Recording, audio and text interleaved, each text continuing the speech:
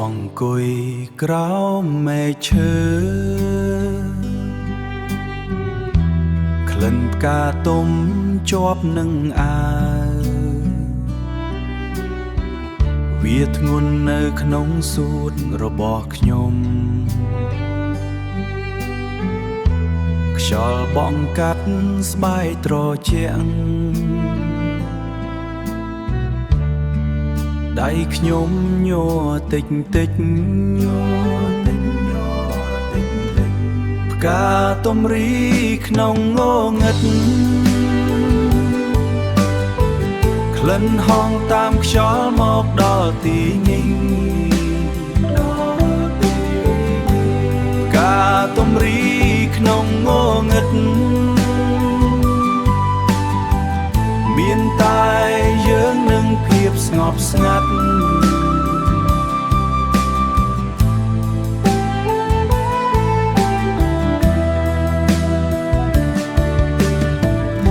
បន្លឺច័ន្ទលើមរៀមដៃអ្នក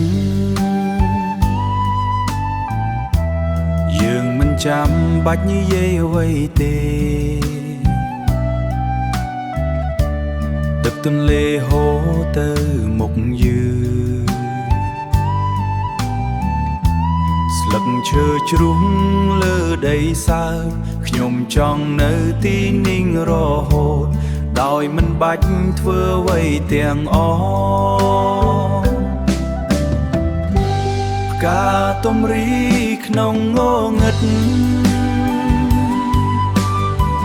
ក្លិនហងតាមខ្យល់មកដល់ទីនេះ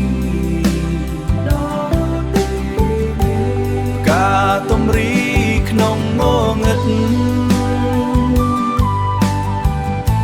ផ្កាទំរី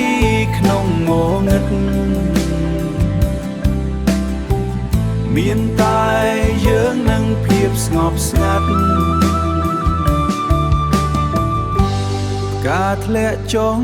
មករាយបាយយប់នេះវែងណាស់ស្ងាត់ទៅវិញ